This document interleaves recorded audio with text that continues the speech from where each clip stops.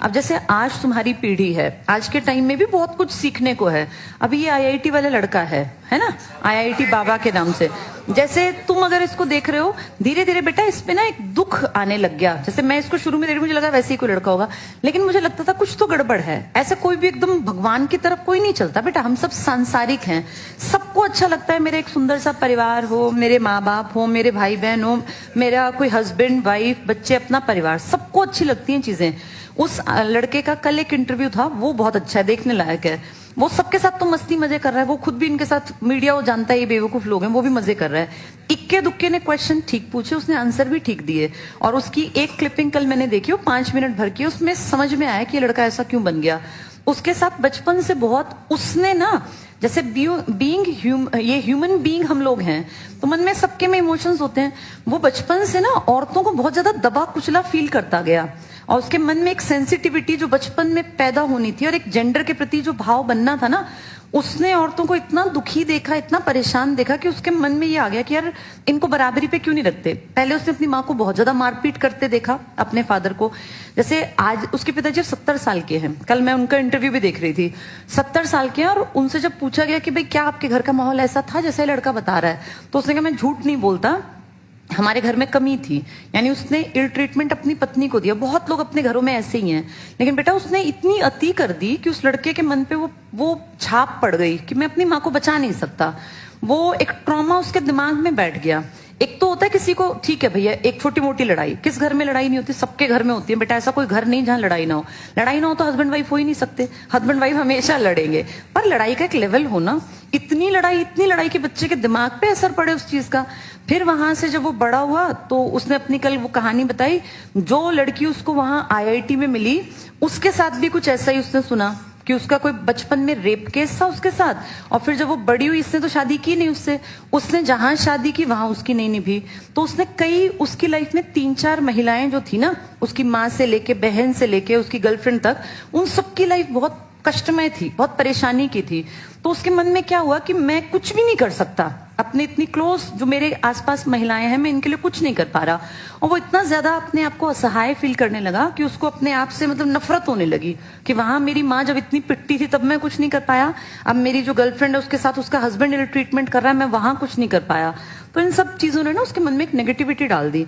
और आदमी क्या करता है, उसको सबसे ज्यादा इजीली अवेलेबल भगवान है बेटा, क्योंकि आप रात में 2 बजे उठोगे तो भी भगवान अवेलेबल है, आप सुबह 4 बजे उठोगे तब भी भगवान सर्वव्यापी है, हर आदमी के लिए हर घड़ी अवेलेबल है। लास्ट में आदमी को लगता है कि मेरा एस्केप कहाँ है, मैं कहाँ जाऊं, तो फिर उसको भगवान दिखता है।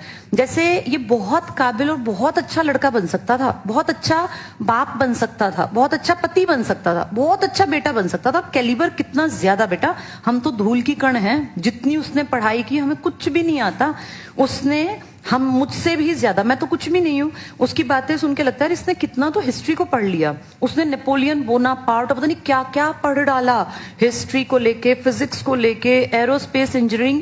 बेटा इनमें बेसिक चीज भी ना आए हम जैसों को समझ, जो चीजें उसने पढ़ के छोड़ दी।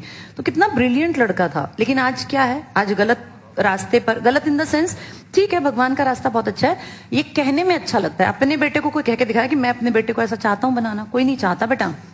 ये एक एस्केप है, उसको लगता है कि वो बहुत खुश है, लेकिन उसको देख के ये फील होता है कि ये समाज में बहुत ज्यादा योगदान भी दे सकता था, बहुत अच्छा कैरेक्टर बनता, शायद दुनिया समाज में कोई बड़ा एक्सपेरिमेंट कर लेता। लेकिन वो सब इतनी नेगेटिविटी से घिर गया, इतनी उसने दुख कष्ट देखे। अब उसकी हैबिट देखी, उसने अपने एक हाथ के नाखून बढ़ा रखे हैं, तो उससे पूछा भाई ये तूने क्यों बढ़ा रखे हैं, और कल परसों तो मांग में सिंदूर भर रखा था। तो पूरा उससे पूछा, बोला मैं फील करना चाहता हूँ कि लड़कियां कितनी मतलब सेंसिटिव होती हैं। तो उस आदमी के अंदर बहुत ज्यादा एक छोटा बच्चा मासूम सा, जो बचपन में ही मार दिया, और उसको सच में बहुत ज्यादा केयर, बहुत ज्यादा प्यार और बहुत अच्छे माहौल की जरूरत थी, जो किसी ने समझी नहीं, जिसके चलते आज वो, ठीक है भगवान का रास्ता होना चाहिए, पर बेटा जो वो जिंदगी जी रहा है, बहुत लोग कह रहे नहीं अच्छा है भक्त बन गया, ठीक है, लेकिन ये देखो वो कितना कुछ अच्छा बेहतर करके चला जाता इस दुनिया समाज के लिए, वो सब रह गया।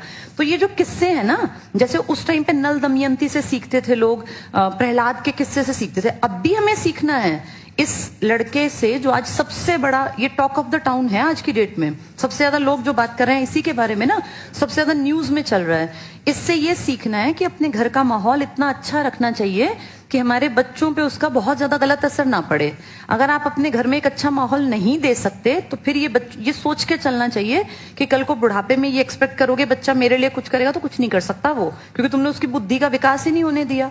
उसके फादर का कल बयान था, कल उनसे बातचीत कर रहे थे, तो उसने क्या कहा कि मेरी सब प्रॉपर्टी इसी की है, मैं अपने बच्चे को, भाई मैं क्या करूंगा। अब वो आदमी 70 साल का है, उसकी बेटी एक कनाडा में अपना वहीं पर रह रही है, और ये एक इकलौता बेटा।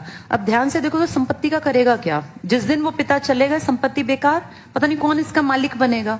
यानी ये सब चीजें छोड़ देनी चाहिए। किसी भी चीज का लालच मत करो। अगर बात आपके परिवार पर आती है तो हर चीज छोटी है, हर चीज फीकी है, बेटा बेजान है।